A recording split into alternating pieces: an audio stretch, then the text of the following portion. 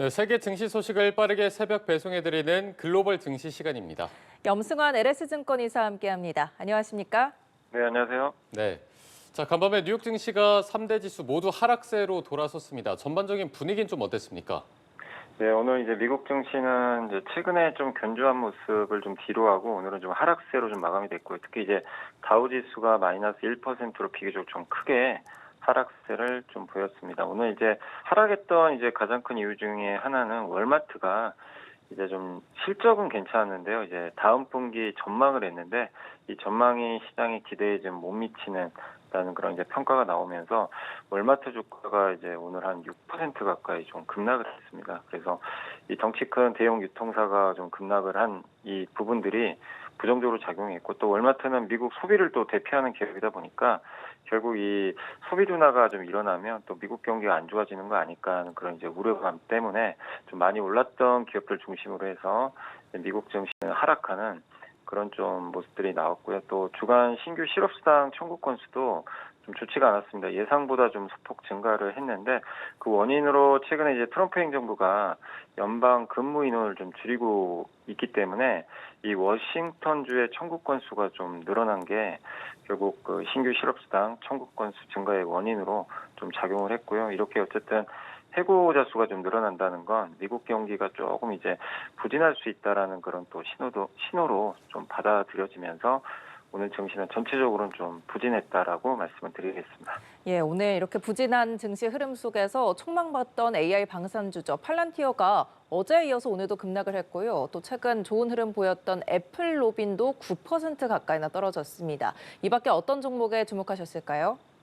사실 이제 팔란티어나 애플로빌 같은 경우 이제 굉장히 좀 주가 많이 올랐던 이제 기업들이고 실적들도 워낙 좋았는데 이제 급락했던 거는 이제 이유는 있죠. 사실 이제 팔란티어만 해도 미국 국방부가 이제 5년 동안 매년 뭐 국방 예산을 매년 이제 8%씩 줄이겠다라고 이제 발표를 하다 보니까 정부 수주 물량이 좀 많은 편인 그 팔란티어 주가에는 좀 부정적으로 작용을 했는데 다만 이제 근본적으로는 이제 이들 기업들의 주가가 워낙 많이 올랐고 또 최근에 그 좀 저평가된 자산으로 좀 이동하려는 수요들이 좀 많이 있거든요. 그래서 이렇게 많이 올랐던 고평가된 자산에서 돈이 좀 빠져나가는 현상들이 좀 나오면서 주가에 좀 부정적으로 작용을 했고요.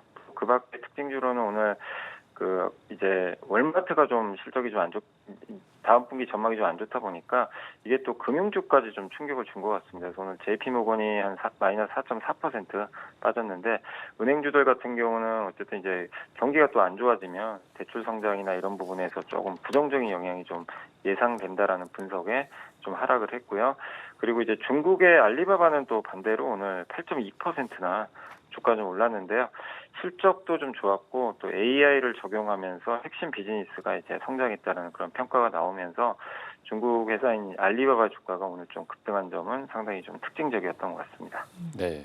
지금 경기 지표가 전반적으로 좋지 않았고 앞서 말씀해 주신 대로 미국 월마트의 수익 전망이 시장치를 밑돌면서 지금 상황이 좋지 않습니다. 또 관세 불안도 있는 상황에서 앞으로의 주가 상황은 좀 어떻게 예상하고 계십니까?